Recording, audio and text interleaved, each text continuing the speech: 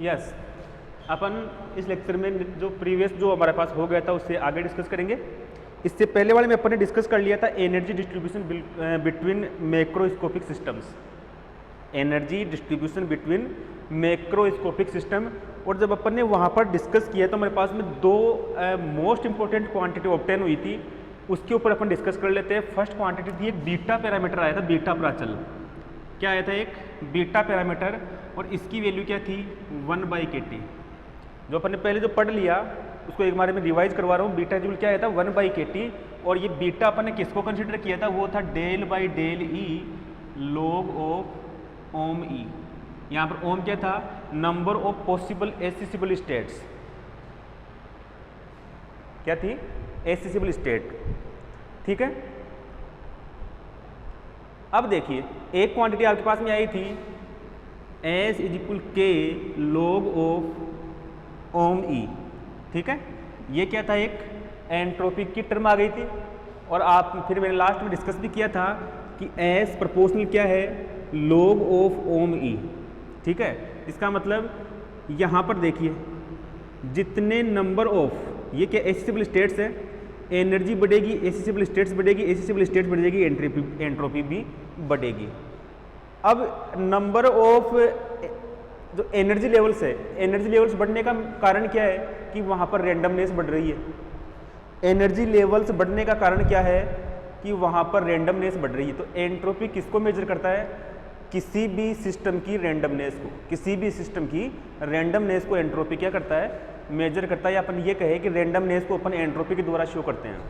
ठीक है। और उसके बाद में अपन ने डिस्कस किया था कि मैक्सिमम प्रोबेबिलिटी के केस में जो एंट्रोपी होती है वो क्या होती है?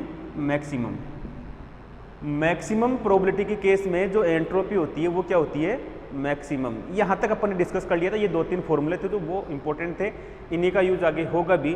तो अब अपन इससे जो आगे नेक्स्ट जो टॉपिक है उसके ऊपर डिस्कस करेंगे। नेक्स्ट टॉपिक है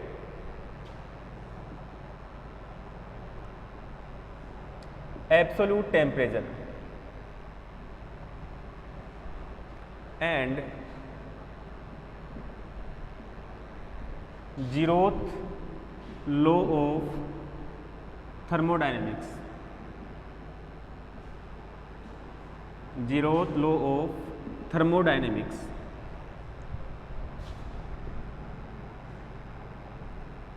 परम ताप तथा ऊष्मागतिकी का शून्यवा नियम।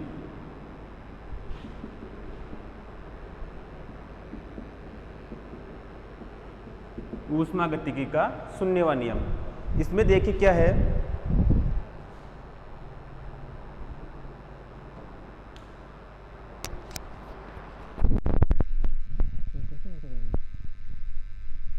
ठीक है, absolute temperature and zeroth law of thermodynamics. देखिए सबसे पहले तो टेम्परेचर क्या है उसकी मैं डेफिनेशन वापस एक बार रिवाइज करवा देता हूं, आप लोग भी लिख लेना।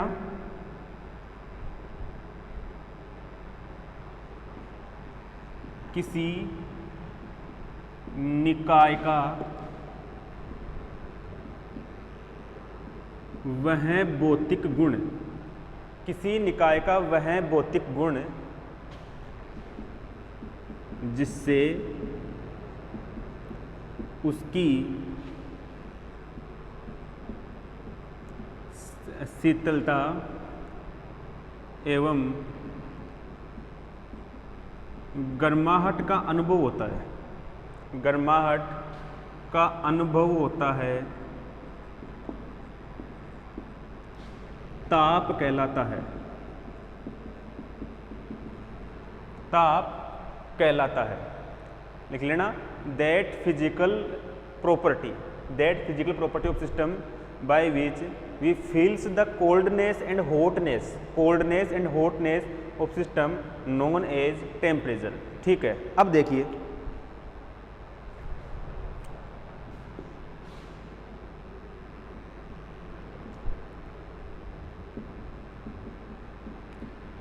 We know that, beta parameter से इसको क्या करेंगे? रिलेट करेंगे। We know that beta is equal 1/kT, beta is equal 1/kT। यानी अपन ये कह सकते हैं कि बीटा फंक्शन है टेम्परेचर का। बीटा किसका फंक्शन है? टेम्परेचर का। यानी और जो केटी होती है ना, वो केटी क्या होती है? एनर्जी। तो ये भी हो सकता है कि जो बीटा है वो किसका फंक्शन है? एनर्जी का। ये एक ही बात है ना, बीटा किसका फंक्शन है? एनर्जी का फंक्शन है। ठीक है, अब देखिए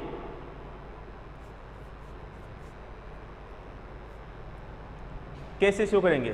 बीटा जूल क्या हुआ? 1kT। अब अपन दो सिस्टम लेंगे। क्या लेंगे? दो सिस्टम। तो देखिए बीटा प्राचल के द्वारा, बीटा प्राचल के द्वारा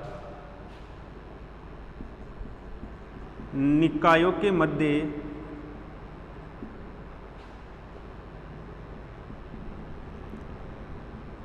साम्य अवस्था की स्थिति को, साम्य अवस्था की स्थिति को व्यक्त किया जाता है।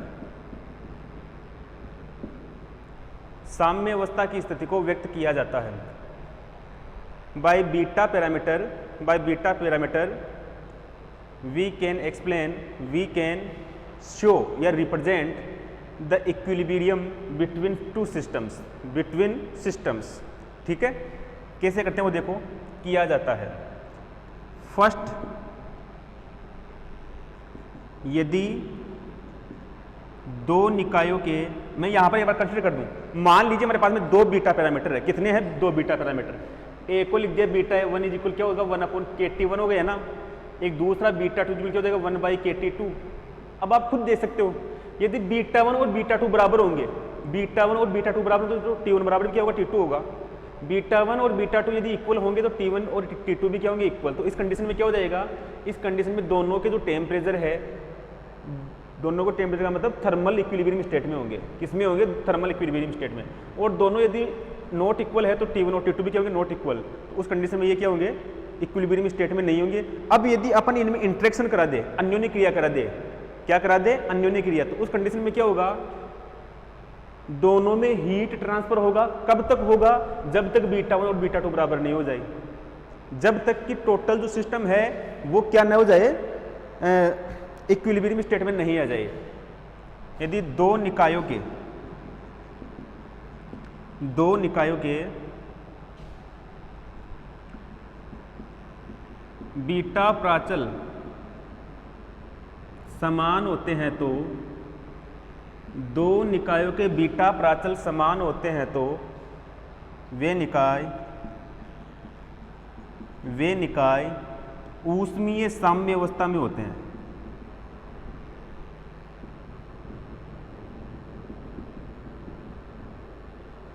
ऊष्मीय साम्य अवस्था में होते हैं। If the beta parameters of two systems are equal, then these systems are in equilibrium state. These systems are in equilibrium state. Second, यदि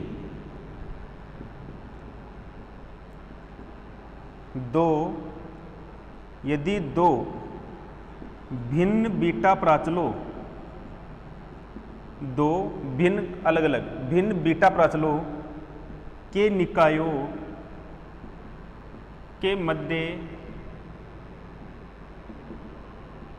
के मध्य अन्योन्य क्रिया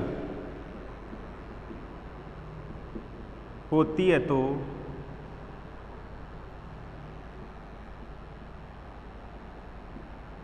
ऊष्मा विनिमय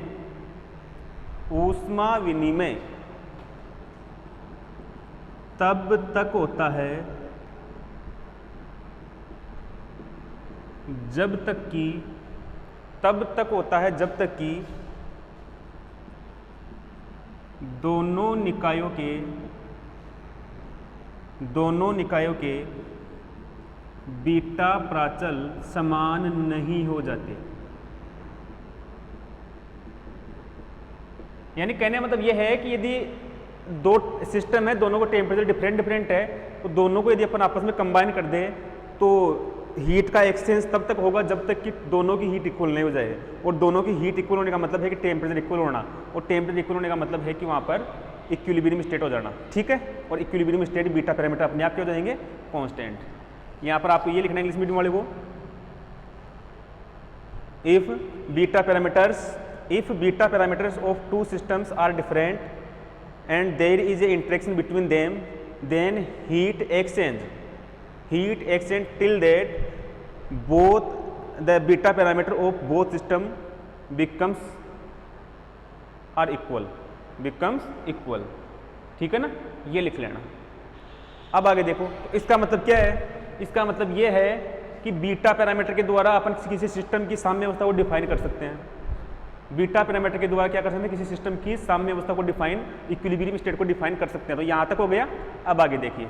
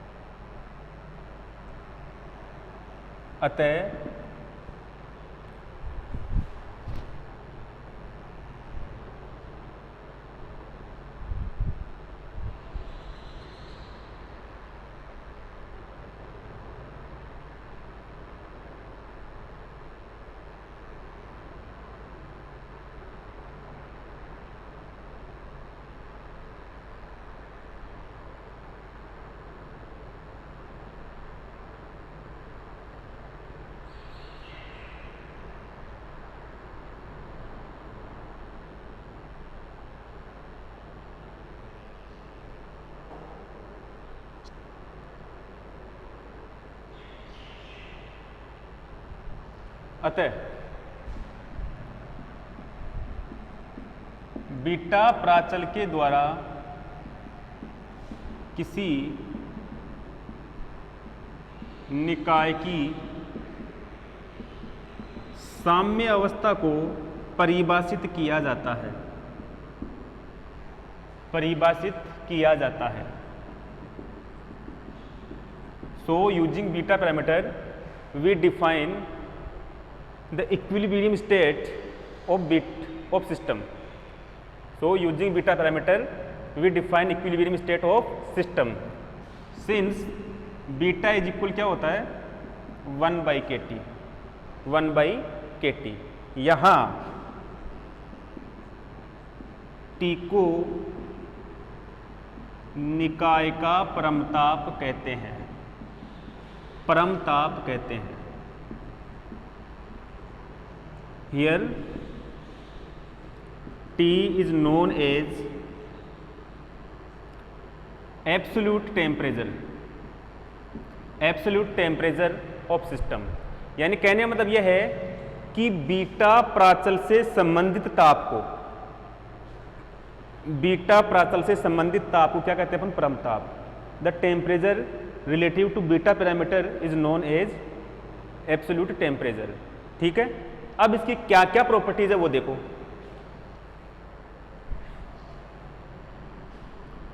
परमताप T व बीटा प्राचल के गुणधर्म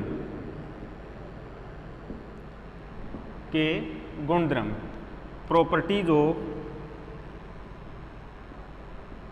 beta parameter and absolute temperature.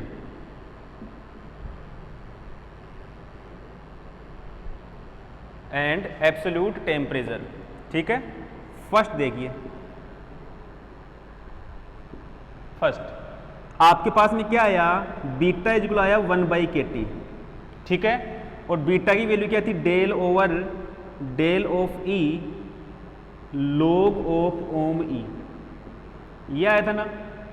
यहां पर ये ओम ई क्या था? इंक्रीजिंग फंक्शन था। क्या था? Increasing function. तो क्या लिखेंगे? सिंस ओम ई प्रोपोर्शनल ई, ठीक है ना, प्रोपोर्शनल ई, तथा ओम ई एक वर्धमान फलन है, वर्धमान द्रुतगामी या छोड़ो आप तो ये लिख लो वर्धमान फलन है। Here ohm E is a increasing function. Increasing function होगा इसका मतलब ये कंटिन्यू बढ़ेगा, ये बढ़ेगा तो ये बढ़ेगा, यानी ये बढ़ने पर ये भी बढ़ेगा, ये पॉजिटिव तो ये भी पॉजिटिव, ये नेगेटिव तो ये भी नेगेटिव, ठीक है ना। Positive positive positive, negative negative भी क्या होगा पॉजिटिव, इसका मतलब बीटा और टी हमेशा क्या रहेगा पॉजिटिव रहेंगे। अतः बीटा तथा टी का मान सदैव धनात्मक रहता है। So the value of beta and T is always positive, always positive, सदैव क्या रहता है धनात्मक। आगे देखिए सेकंड, ये फर्स्ट पॉइंट है।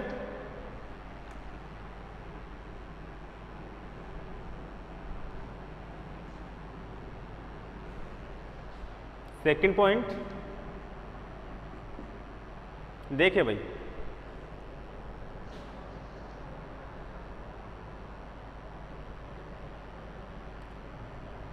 यदि किसी निकाय की उत्तेजित ऊर्जा कैपिटल ई तथा स्वतंत्रता की कोटियां एफ हो तो अभिगम्य ऊर्जा स्तरों की संख्या, if excited energy of system is capital E and degree of freedom is F, then number of accessible energy levels, ये वर्ड पढ़ा हुआ क्या स्वतंत्रता कोटि है। डिग्री ऑफ फ्रीडम क्या होती है, कोई पार्टिकल जितनी डायरेक्शन में मोशन कर सकता है, कोई पार्टिकल जितनी डायरेक्शन में मोशन कर सकता है विदाउट कॉन्स्टेंट, उसे क्या कहते हैं अपन डिग्री ऑफ फ्रीडम स्वतंत्रता कोटि।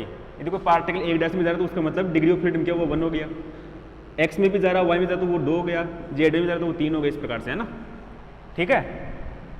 अब इगम ऊर्जा इसमें क्या हो गई ओम ई, ये होता है प्रोपोर्शनल ई minus E note power F, ये इसका फॉर्मूला होता है। और यहाँ पर देखिए ई नोट है मूल स्तर ऊर्जा, ग्राउंड स्टेट एनर्जी, क्या है ग्राउंड स्टेट एनर्जी। अब देखिए ओम ई, इसको मैं उठाऊँ कोई कांस्टेंट ले लूँ, ये ले लिया मैंने कोई कांस्टेंट, ये क्या हो जाएगा ई माइनस ई नोट और ये एफ, इसका लॉग ले लूँ मैं अब, तो log of ohm E log C E minus E naught और ये power F, log A into B log A plus log B, तो log of ohm E is equal, अब क्या आएगा भाई ये आ जाएगा log c plus log e minus E naught और ये पावर f, ठीक है।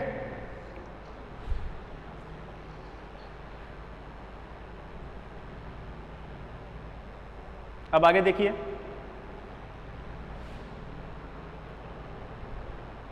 इसका करना है differential. Now del over del E log of ohm E, यानी क्या कर दिया डिफरेंशियल कर दिया, log c constant quantity constant का 0 हो गया। अब देखो मैं ऐसे करता हूं, पहले इसको मैं ऐसे लिख रहा हूं log of ohm E is equal log of c, power को मैं आगे लिख सकता हूं ना, तो plus f log e minus E naught, ऐसे लिख दिया मैंने इसको, ठीक है। तो अब देखिए log c का 0 हो गया, f कांस्टेंट क्वांटिटी है, log x का 1/x होता है ना, तो यहां पर e माइनस ई नोट और e का 1 होगा और ई नोट का 0 होगा, ठीक है। ये हो गया भाई। तो अब इसको मैं ऐसे लिखूंगा del over del E log of ohm E f E minus E naught, इसको मैंने के से दोनों साइड मल्टीप्लाई कर दिया भाई। क्या कर दिया? दोनों साइड के से मल्टीप्लाई। तो अब देखिए इसको मैं अंदर ले लूँ इसको, तो डेल बाई डेल ई। अब इसको क्या लिख दूंगा मैं?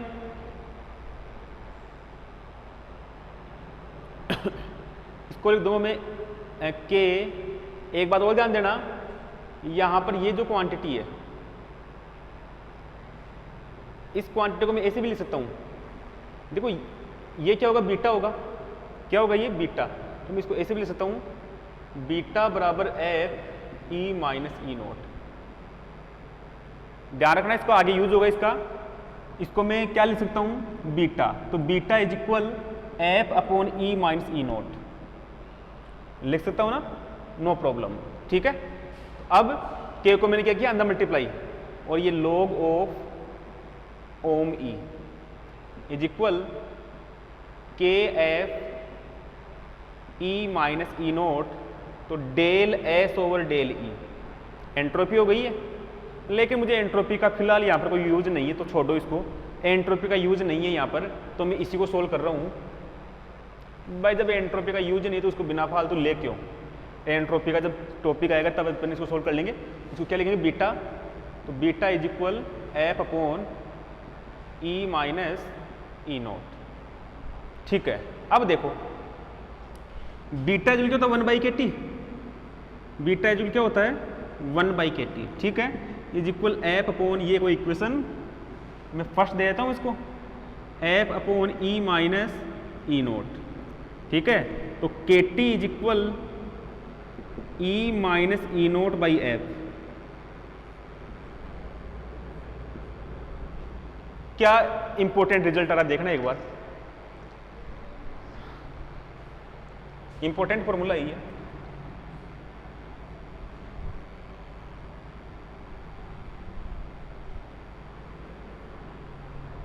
इसका रिजल्ट ये आ गया, देखो T क्या है? एब्सोल्यूट टेम्परेचर, परम ताप। अतः स्पष्ट है कि T परम ताप हो तो, when T is absolute temperature हो तो राशि KT का मान, T is absolute temperature then quantity KT shows, राशि KT का मान E नोट मूल स्तर ऊर्जा है, मूल स्तर ऊर्जा के सापेक्ष निकाय की प्रति का मतलब डिवाइड में, पर स्वतंत्रता की कोटि,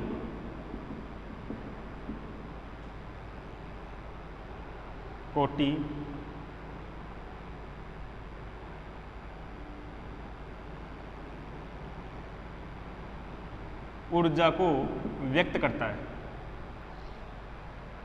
निकाय की प्रति स्वतंत्रता की कोटि ऊर्जा को व्यक्त करता है। ठीक है, ये लिख लेना। So it is clear that if capital T is absolute temperature then quantity KT is equal to the energy of system with respect to ground state energy per degree of freedom.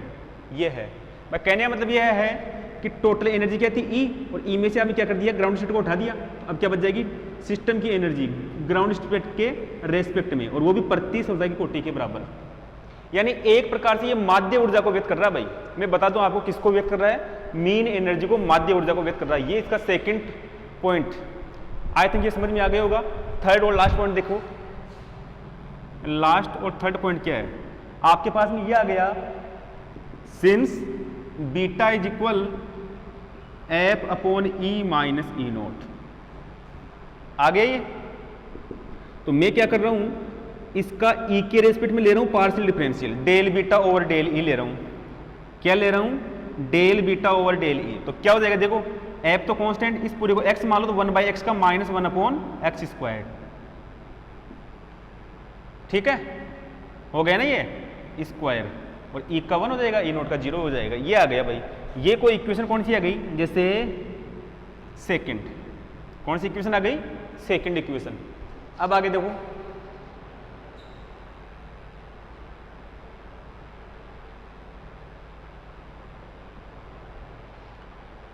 आगे देखना है, since beta is equal क्या होता है,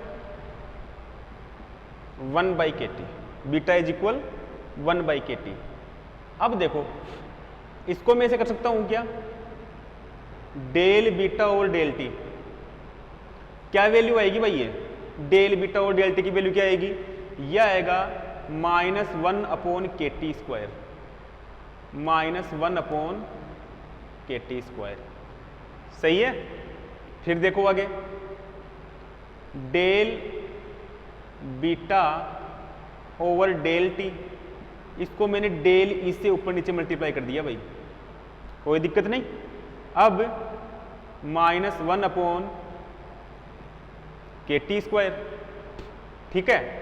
अब ये del beta और del E की वैल्यू यहां से पुट करनी है फ्रॉम इक्वेशन 2, क्या हो जाएगा, ये del E over del T है, del E over del T. तो अब क्या हो जाएगा, डेल बीटा और डेल ई की वैल्यू यहां पर पुट कर दो, ये ऐसे करो,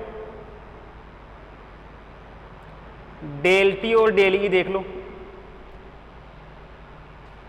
डेल टी को ऊपर, डेल ई को नीचे, तो यहां पर क्या बच रहा है, del beta upon del E, और ये के टी स्क्वायर ऐसा मल्टीप्लाई होगा। अब ये वैल्यू रख दो इक्वेशन 2 से, from equation 2 del T over del E, minus and minus plus, तो क्या हो जाएगा, ये एफ के टी स्क्वायर और ये ई माइनस ई नोट का होल स्क्वायर। ये कहानी है, ठीक है। अब देखो ये पूरी की पूरी क्वांटिटी कांस्टेंट है या पॉजिटिव है, येलो लिख दिया मैंने, पॉजिटिव, ठीक है। अब ये पॉजिटिव कब रहेगा, या तो दोनों प्लस हो या फिर दोनों माइनस हो। ये घटेगा तो ये भी घटना चाहिए, और यदि ये बढ़ेगा तो ये भी बढ़ना चाहिए। सीधा सा मतलब है, यदि एनर्जी बढ़ेगी तो टेम्परेचर बढ़ेगा, एनर्जी बढ़ेगी तो टेम्परेचर बढ़ेगा, एनर्जी घटेगी तो टेम्परेचर घट जाएगा। तो क्या लिखना है, अतः स्पष्ट है कि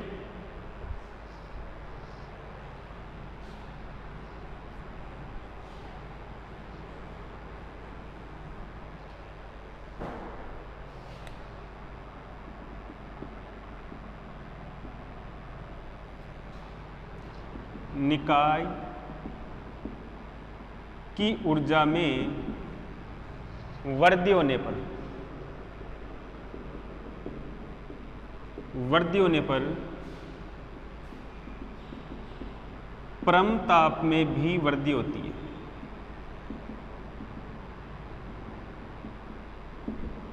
So it is clear that when energy of system increases, then absolute temperature is also increases। यहां तक लिखिए भाई एक बार।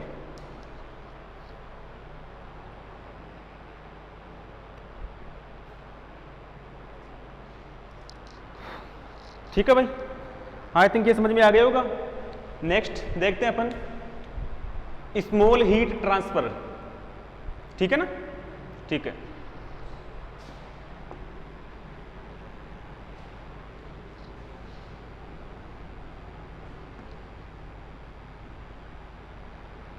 एक टॉपिक इसमें रह गया भाई, एक टॉपिक इसमें रह गया, जीरोथ लॉ ऑफ थर्मोडायनेमिक्स रह गया इसमें। चलो और देखो इसमें आगे क्या है। ये एक मैं डायग्राम ले रहा हूं, एक सिस्टम मेरे पास ये है, ए सिस्टम, एक मेरे पास ये है बी सिस्टम, एक मेरे पास ये है सी सिस्टम। ये दे लेना जीरोथ लॉ ऑफ थर्मोडायनेमिक्स, ये रह गया, एक टॉपिक रह गया है ना, ऊष्मागतिकी का शून्यवा नियम, ऊष्मागतिकी का शून्यवा नियम।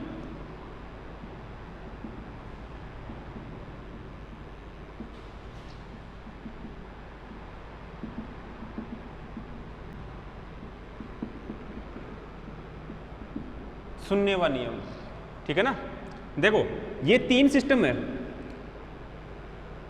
सिस्टम ए और सिस्टम बी। सिस्टम ए का जो बीटा पैरामीटर है वो है बीटा ए, और सिस्टम बी का जो इसका तो है बीटा ए, और बी का क्या है बीटा बी, और दोनों की वैल्यू इक्वल है। दोनों की वैल्यू क्या है इक्वल, यानी ये दोनों किस में है साम्य अवस्था में है, इक्विलिब्रियम स्टेट में है। ए सी बी और सी बी क्या है इक्विलिब्रियम स्टेट में है, यानी बीटा बी और बीटा सी दोनों बराबर है, ठीक है ना।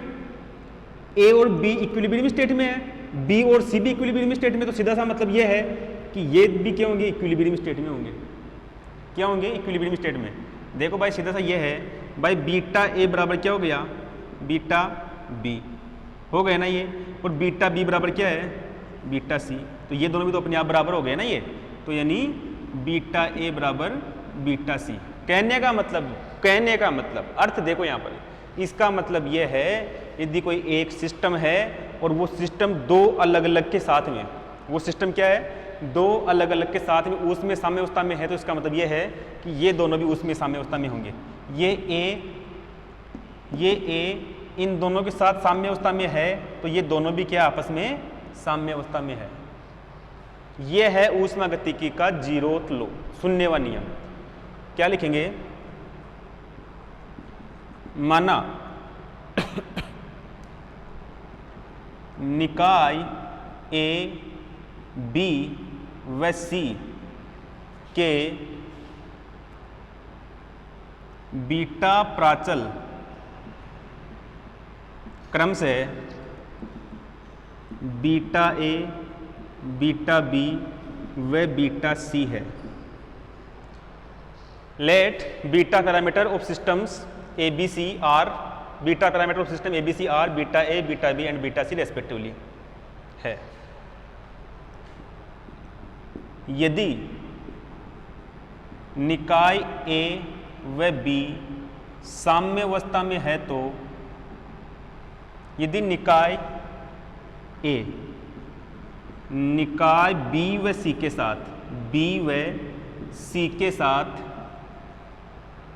साम्य अवस्था में है, तो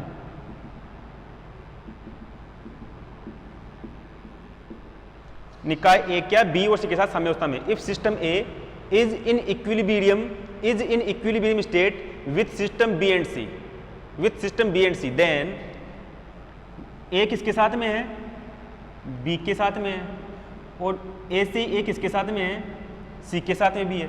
सो beta A is equal beta B is equal beta C, ये आ गया। तो क्या लिखेंगे, अतः स्पष्ट है कि इस स्थिति में निकाय बी व सी भी, निकाय बी व सी भी ऊष्मीय साम्य अवस्था में होते हैं।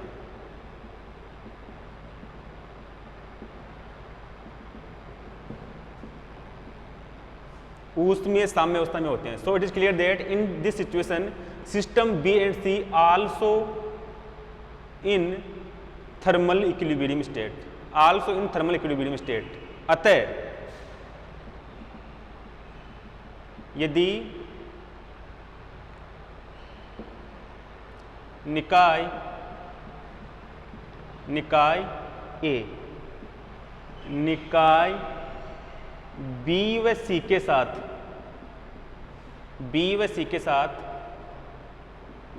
ऊष्मीय साम्य अवस्था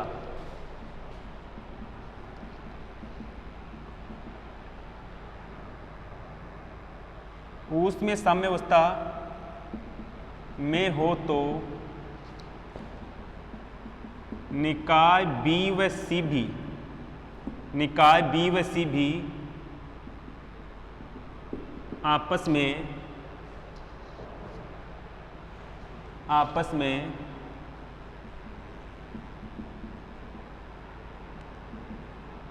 ऊष्मीय साम्य अवस्था में होते हैं, ऊष्मीय साम्य अवस्था में होते हैं। इसे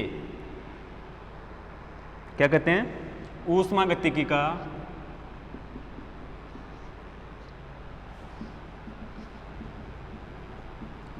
सुन्नेवा नियम कहते हैं, सुन्नेवा नियम कहते हैं। So it is clear that when A system A is in equilibrium with system B and C, then system B and C are also in thermal equilibrium state, this is known as zeroth law of thermodynamics, ठीक है, ठीक है, ठीक है। यानी कहने का मतलब यह है, यदि इसका इन दोनों का और इन दोनों का टेम्परेचर सेम है तो इन दोनों का भी टेम्परेचर सेम होगा, सीधा सा मतलब ये है, ठीक है ना। ये हो गया। अब next topic,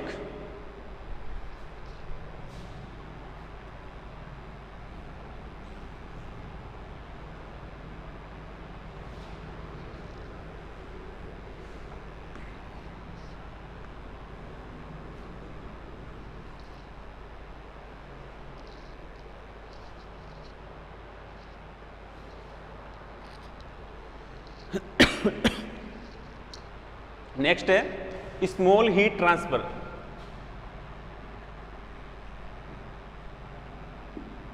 small heat transfer, small का मतलब लघु, हीट का मतलब ऊष्मा, ट्रांसफर का मतलब स्थानांतरण, लघु ऊष्मा स्थानांतरण। लिखिए इसको,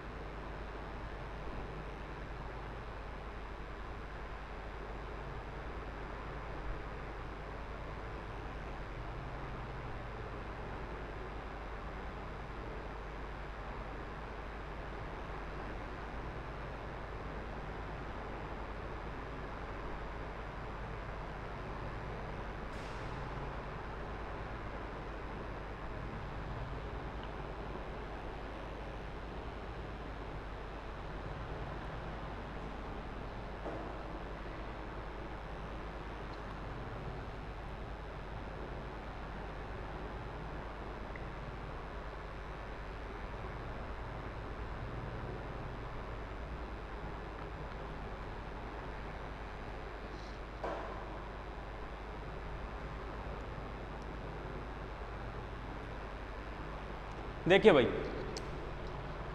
एक अपन क्या करेंगे, एक स्मॉल हीट लेंगे जो क्या हो रही है, कोई दो सिस्टम के बीच में कोई ट्रांसफर हो रही है, या केवल अपन एक सिस्टम की बात करेंगे। यहाँ पर केवल किसकी बात करेंगे, एक सिस्टम की। और वो सिस्टम क्या है, एक एनर्जी या हीट का एक स्मॉल पार्ट, और उस पार्ट का नाम क्या देंगे, क्यू। वो क्या करता है, एब्जॉर्ब करता है। क्या करता है, एब्जॉर्ब। तो जब ये एब्जॉर्ब करेगा तो एब्जॉर्ब करने से सिस्टम की एनर्जी क्या होगी, बढ़ेगी। और मान लीजिए कि वो कितनी बढ़ रही है, डेल ई। कितनी बढ़ रही है, डेल ई। और ये यानी कहने का मतलब यह है, स्मॉल हीट का मतलब किसी सिस्टम ने इतनी ही एनर्जी एब्जॉर्ब की है, इतनी ही एनर्जी क्या की है, एब्जॉर्ब की।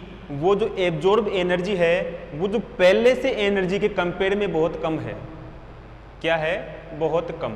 पहले से किसी सिस्टम के पास में जितनी एनर्जी अवेलेबल थी, पहले से किसी सिस्टम के पास में जितनी एनर्जी अवेलेबल थी, उस एनर्जी में चेंज बहुत कम हुआ है, माइनर हुआ है, तो उसे क्या कहते हैं अपन, स्मॉल हीट ट्रांसफर। ठीक है ना। मैथमेटिकली इसको समझते हैं। देखो, माना कोई निकाय लघु ऊष्मा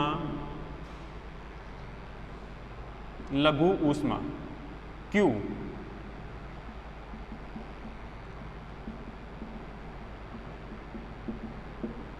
अवशोषित करता है, लघु ऊष्मा Q अवशोषित करता है। ठीक है।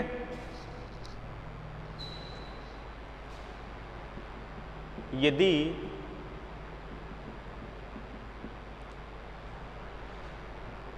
निकाय की उत्तेजित ऊर्जा क्या हो, उत्तेजित ऊर्जा कैपिटल ई, उत्तेजित ऊर्जा कैपिटल ई हो तो लघु ऊष्मा Q बहुत कम होगी, किससे, E माइनस ई नोट के रेस्पेक्ट में। पूरी एनर्जी को अपन ग्राउंड स्टेट के रेस्पेक्ट में देखेंगे तो ई नोट क्या है यहाँ पर,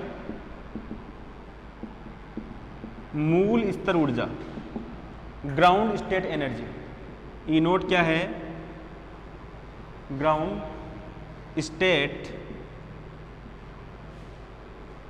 एनर्जी, ठीक है ना। अब देखो आगे, ये वैल्यू बहुत कम हो गई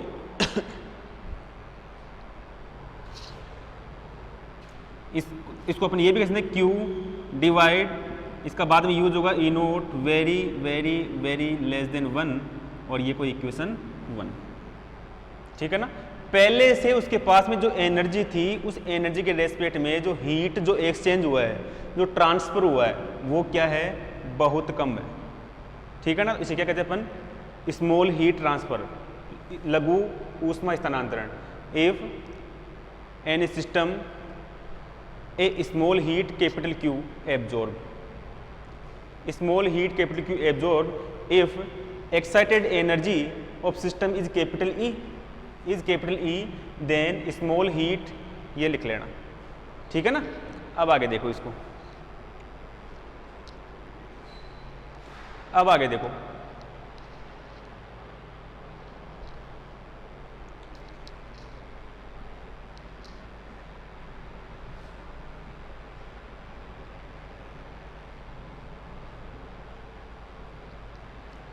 अपन इसमें क्या प्रूफ करेंगे वो मैं आपको बता देता हूं। अपन इसमें ये प्रूफ करेंगे कि जब स्मॉल हीट ट्रांसफर होगा ना, क्या ट्रांसफर होगा, स्मॉल हीट, तो जब स्मॉल हीट ट्रांसफर होगा तो जो टेम्परेचर में जो चेंज आएगा, वो चेंज भी क्या होगा, बहुत स्मॉल होगा। क्या होगा, बहुत स्मॉल। तो अपन को ये कैलकुलेट करना है डेल टी बाई टी। क्या कैलकुलेट करना है, डेल टी बाई टी। और डेल टी बाई टी आप लोगों को पता है कि बीटा किसका फंक्शन होता है, टी का फंक्शन होता है। तो आपको डेल बीटा बाई बीटा भी कैलकुलेट करना पड़ेगा, डेल बीटा बाई बीटा भी कैलकुलेट करना पड़ेगा। तो इसके लिए देखिए,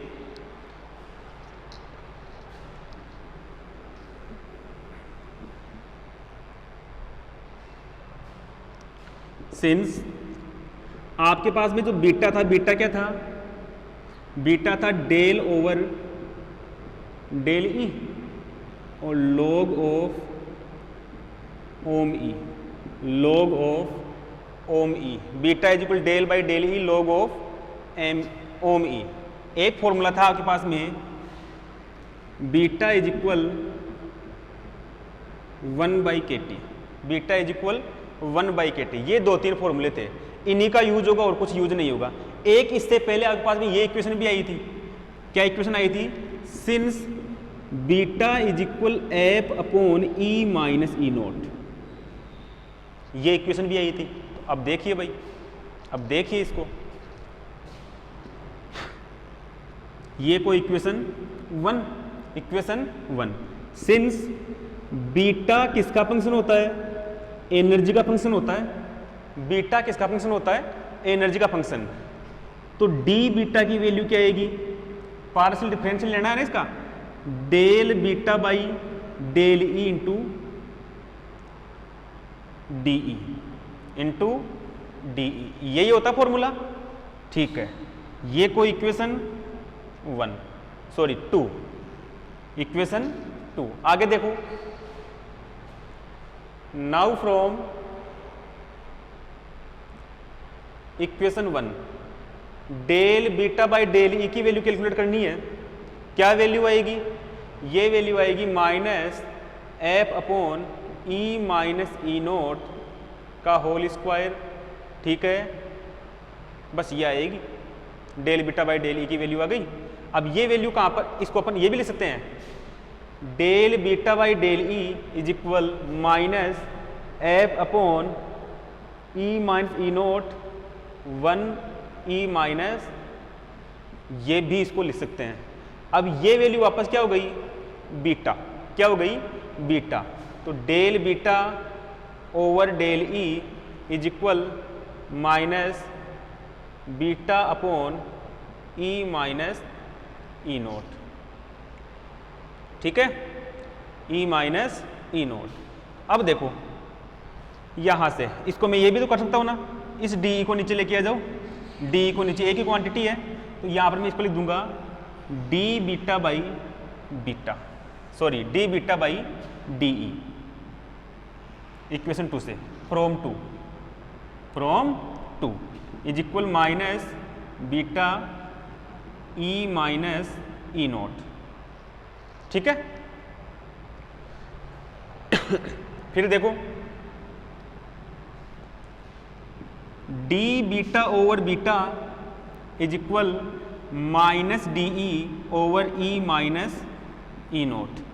ठीक है ना। अब इसका मैग्नीट्यूड लेना अपन को, एनर्जी कम हो रही है ज़्यादा हो रही है वो आपको यहाँ पर सिग्निफिकेंस नहीं है, इसका मैं मैग्नीट्यूड ले रहा हूँ डी बीटा ओवर बीटा का। क्या लिया मैंने? मैग्नीट्यूड। क्या आ रहा है?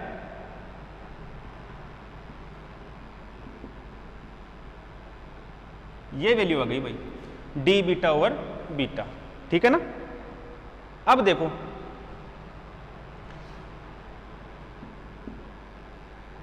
इसको मैं ऐसे लिख दूं कि del beta over beta is equal del E over E minus E naught, del E over E minus E naught. Del E क्या है? हीट में एक्सचेंज। देखो आगे, माना लघु ऊष्मा Q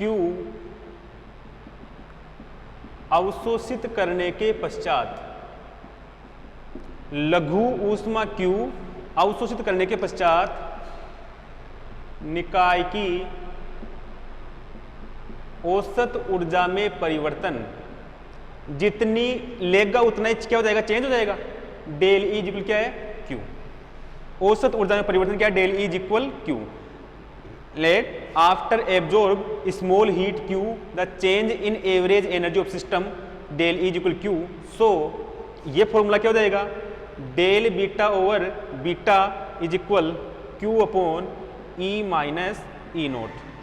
और ये आपने पहले कर लिया कि ई माइनस ई, ऐसा कुछ था Q very very less than E minus E naught. इसको यदि मैं नीचे लेके आऊँ Q upon E minus E naught very very less than 1, very very less than 1। तो देखो भाई ये पूरी क्वांटिटी एक से कम है, इसका मतलब डेल बीटा ओवर बीटा ये भी क्या हो जाएगा? Very very less than 1। तो del beta very very less than beta. एक फॉर्मूला ये, इसको मैं नाम दे दूं इक्वेशन शायद 3 और ये इक्वेशन 4। टेम्परेचर के रेस्पेक्ट में देखेंगे इसको, किसके रेस्पेक्ट में देखेंगे? टेम्परेचर के रेस्पेक्ट में। तो देखो नाउ बीटा इज इक्वल क्या होता है? 1/kT। ठीक है ना, 1/kT। तो अब देखो डी बीटा बराबर क्या हो जाएगा? -1 अपॉन KT स्क्वायर और ये dt। सही कर रहा हूँ क्या मैं? सही कर रहा हूँ शायद। तो D beta is equal -1/kT और ये 1/t और ये dt, ये वापस क्या हुआ? बीटा। तो D beta is equal -β/t और dt/t। बीटा को नीचे लेके आ जाऊं मैं तो क्या हो जाएगा? ये हो जाएगा D beta by beta is equal -dt/t। Magnitude ले ले इसका, इसको अपन ऐसे भी कर सकते हैं, del beta by beta is equal -डेल_t/t। ठीक है। यदि मैं इसका मैग्नीट्यूड ले लूँ डेल_t/t, सिंस ये आ गया आपके पास में 4 से, ये वैल्यू इससे बहुत कम, तो इसका मतलब ये वैल्यू भी इससे बहुत कम, अतः 4 से डेल_t very very less than t। ये लो,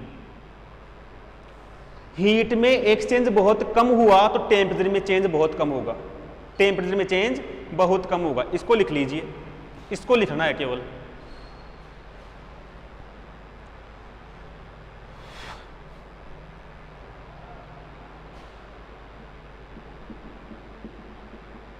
अतः स्पष्ट है कि लघु ऊष्मा स्थानांतरण के कारण